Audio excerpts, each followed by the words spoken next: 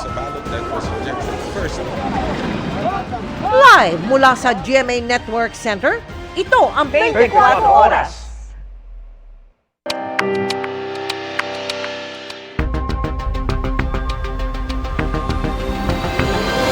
Magandang gabi po, Luzon, Visayas at Mindanao.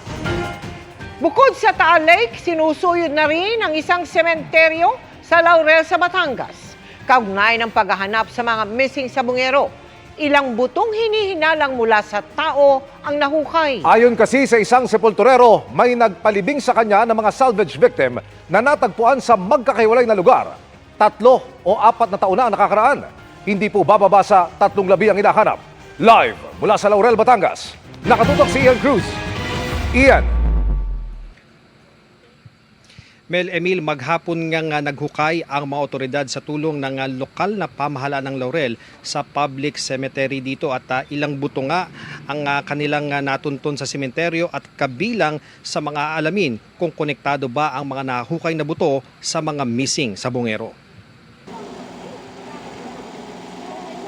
Gamit ang mini backhoe, hinukay ang isang bahagi ng public cemetery dito sa bayan ng Laurel.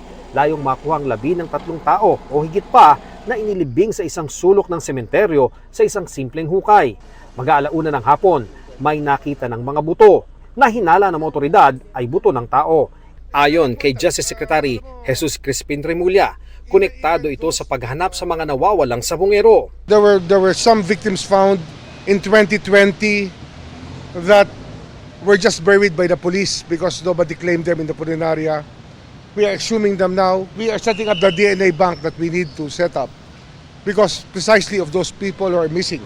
Ayon sa sepulturero na nakausap natin, 3 bangkay yung nilibing niya sa bahaging ito ng public cemetery dito sa Laurel, Batangas. Ayon sa kanya, hindi magkakasabay yung paglilibing niya dahil magkakahiwalay daw na natagpuan doon sa isang bulbunduking bahagi ng bayang ito yung mga bangkay at yung iba naman ay doon pa sa ibang area at inatasan lamang daw siya na ilibing nga dito sa lugar na ito yung mga bangkay.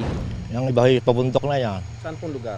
Sa mga tamayong yan, mga sa gubat. Mga ilang taon na mula noon nung nilibing ninyo? Sa tansya nyo lang po. Ay, baka humagit ng 3 yun, sa mga 3. Ayon din sa sepulturero, inilibing niya ang mga labi may 3 hanggang 4 na taon na ang nakakaraan at sa pagkakaalam niya, ang mga ito raw ay biktima ng salvage. Eh, hindi ko kilala, sir. Basta dinideliver lang sa akin yun. Inaabisa lang ako sa akin, pinire-report sa akin na mag-ready ka at mayroong salvage na ililibing tayo. Tila matagal na rin daw patay nang sila ay matagpuan. Mabaho na. Mabaho na. So matagal na siyang natagpuan doon. Na inuud ng iba. Habang naguhukay, nakabantay sa lugar ang mga taga-forensic group ng PNP. Naroon din ang mga taga-CIDG, ang pangunahing nag-iimbestiga at ang local police para sa seguridad. Bandang hapon, may dagdag puwersa pa ng Provincial Mobile Force Company ng Batangas Police na dumating para isecure ang lugar. Sa Taal Lake, sa bahagi ng bayang ito rin nakuha ang mga buto na sinisid ng Philippine Coast Guard. Ang mga nahukay na buto, inilagay ng forensic team sa body bag. Inaasahang ipoproseso ito at kukuhanan ng DNA profile sa layong makilala ito.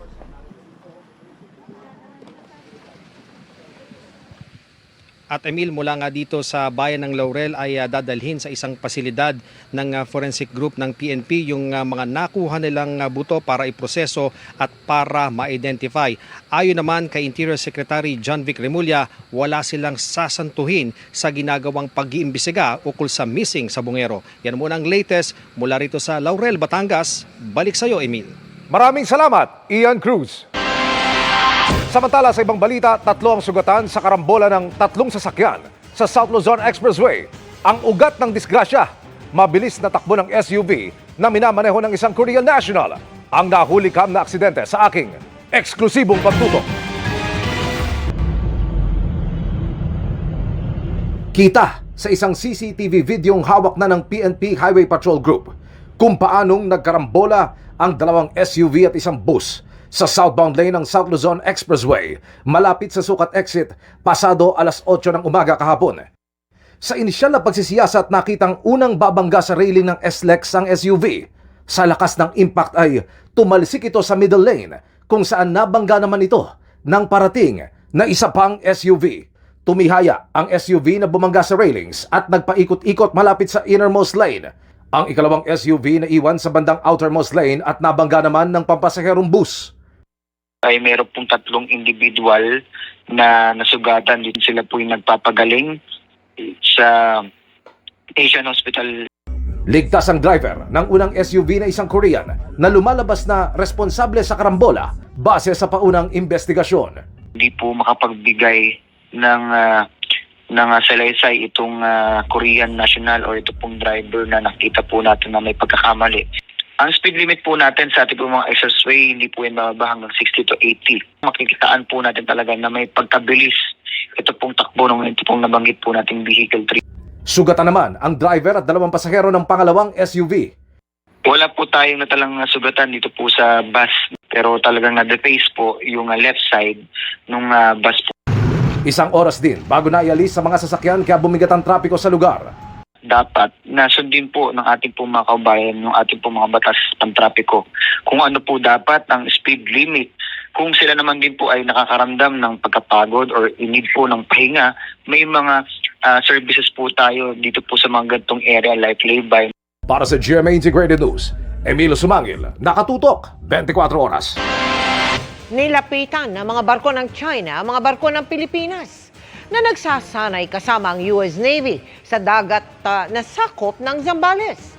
Ang mga barko ng China ng radio challenge pa.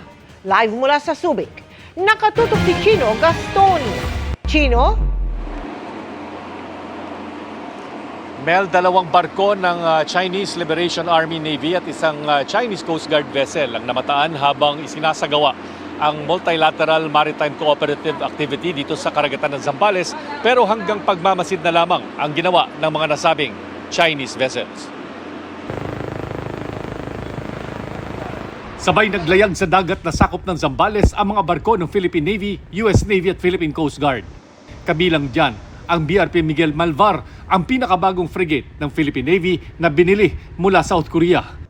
US destroyer na USS Curtis Wilbur naman ang dala ng US Navy. BRP Cabra at BRP Suluan naman ang ipinadala ng PCG. Pero bago ang mga pagsasanay, may mga namatang hindi naman kasali. Isang Jiangkai class frigate na may bow number 551 at Jiangdao Corvette na may bow number 646 ng Chinese Navy. Kasama nila ang isang barko ng Chinese Coast Guard na may bow number 4203. Ayon sa Philippine Navy, lumapit ng hanggang 3 hanggang 4 na nautical miles sa mga Chinese warship sa BRP Malvar, pero mga barko ng PCG ang mas dinikitan. Nagsagawa pa ng radio challenge ang mga Chinese pero hindi na umulit pa. Yung activity natin with the Philippine Coast Guard is very important because every time na mag-operate ang Coast Guard natin, we always support yung law enforcement activities ng Coast Guard. So we are here to show that the coordination and interoperability with the Philippine Navy and Philippine Coast Guard to include yung partner nations natin is enhanced and improved.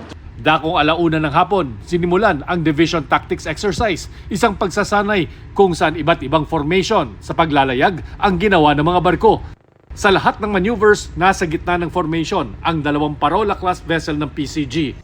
Mula sa flight deck ng BRP Malvar, lumipad naman ang Augusta Westland helicopter para mag-obserba mula sa ere at kumuha ng litrato. Sa pagkakataong ito, 2 barko ng Philippine Coast Guard ang nakilahok sa multilateral cooperative activity kasama ang mga barko ng US at Philippine Navy. Ito ay bilang paghahanda sa mga misyon sa kinaharap saan maaaring kinakailangan silang samahan ng mga barkong pantikman.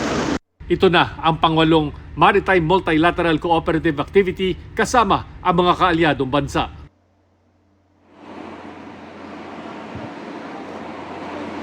Mel, ayon sa AFP, pagpapatuloy ang mga ganitong pagsasanay at pagpapatrolya kasabay ng pagdagdag ng mga barko ng Philippine Navy at pagdami ng mga kaalyadong bansang sumusuporta sa pagtanggol ng Pilipinas sa sariling exclusive economic zone. Mel. Maraming salamat sa iyo, Chino Gaston. Mga kapuso, magandang balita para po sa mga senior citizen at PWD dahil may 50% discount ang pamasahe ninyo sa lahat po ng linya ng tren simula po ngayong araw. Malaking tulong din sa mga commuter ang 3 Dalian train sa MRT3 na ngayon lang nagamit kahit 2014 pa binili. Nakatutok si Ivan Mayrina. Mula dating 16 pesos, 8 pesos na lang ang pamasahe ni Noel Manzano mula Santolan hanggang Bonin Station ng MRT. Malaki pong bagay po yung senior po. Sa ID, malaki pong bagay po sa akin. Isa siya sa buwan namanong nakinabang sa 50% ng diskwento para sa mga senior citizen at PWD sa LRT 1 at 2 at MRT 3. Si Pangulong Bongbong Marcos mismo ang nag-anunsyo nito, kasunod ng naunang 50% ring diskwento sa mga estudyante simula noong nakaraang buwan. Yan ang mga grupong yan, mga estudyante, ang PWD, mga senior citizens, ay talaga naman kailangan ng tulong natin dahil very limited ang kanilang income. Aabot sa 14 na milyon sa kabuuan na mabibigyan ng 50% discount kada taon. Hindi nagbigay ng estimate na halaga ang Transportation Department sa magagastos ng gobyerno para sa mga tren. Karamihan ng biyahe ay nasa Metro Manila. The cost to government is not that much compared to the tremendous benefit for students, our PWDs, and our senior citizens. Pinag-aaralan naman ayon sa DOTR ang pagbibigay ng diskwento sa iba pang uri ng transportasyon sa buong bansa. Buwan naman ang biyahe rin ngayong araw ng 3 Dalian trains.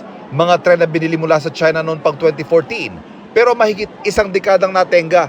Nung in-inspection, hindi daw kaya na paandarin at patakbuhin at gamitin itong mga tren na ito, itong mga karawahe na ito. Mula ng 2014, di pa nakatenga lang ito, hindi po nagamit.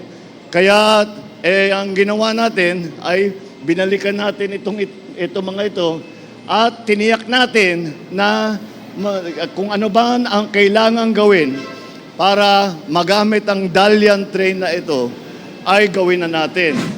January 2014 ang lagdaan ng pagbili ng mga tren sa halagang 3.76 billion pesos ng NOY Department of Transportation and Communications o DOTC sa pamumuno ni Secretary Jun Abaya. Sa Administrasyon Duterte na nakumpletong delivery ng 48 bagon pero mula noon ay hindi rin nagamit dahil sa technical incompatibility kaya taon-taong pinupuna ng Commission on Audit. Ngayon may 3 bagon na napagana na magdadagdag ng 1,000 pasahero sa kapasidad ng MRT kada araw. Ang iba, inaayos pang technical incompatibility pero inaasahang magagamit sa mga susunod na buwan. Binisita rin ng Pangulong construction ng Metro Manila Subway na may paghuhukay na mula Ortigas hanggang Camp Aguinaldo. Ang phase 1 nito mula Valenzuela hanggang Ortigas, pinapahabol ng Pangulo na mapasinayaan sa pagtatapos ng kanyang termino. Ngayon, pagka nabuo na ito, ang travel time mula sa Valenzuela hanggang sa airport ay sa kasalukuyan mga 2 oras yan 2 oras kalahati. Kaya mababawasan yan hanggang mga 40 minutes na lang. Para sa GMA Integrated News, Ivan Mayrina, nakatutok, 24 oras. Tinawag na preposterous o kalokohan ni dating Pangulong Rodrigo Duterte ang tila pag-uugnay sa kanya sa isyu ng mga nawawalang sabongero. Ayon sa anak na si Vice President Sara Duterte, ang tagapagsalita naman ng OVP, binigyan linaw ang kanyang koneksyon kay Atong Ang na dati niyang kliyente. Nakatutok si Marisol Abduraman. Sabi niya that is preposterous. Yes. That is preposterous. Ito raw ang naging reaksyon ni dating Pangulong Rodrigo Duterte nang sabihin sa kanya ni Vice President Sara Duterte na tila iniuugnay sa dating Pangulo ang issue sa missing sabongero, kasunod ng pahayag na ito ni Justice Secretary Crispin Remulla. May mga taong parehong involved sa pagpatay ng tao sa drug war at sa isabong. That's as far as we can trace right now, but we will have to establish clearer links to each other. Ang negosyanteng si Atong ang itinuturo ng whistleblower na si Patidongan na masterminds sa pagpatay sa mga sabongero.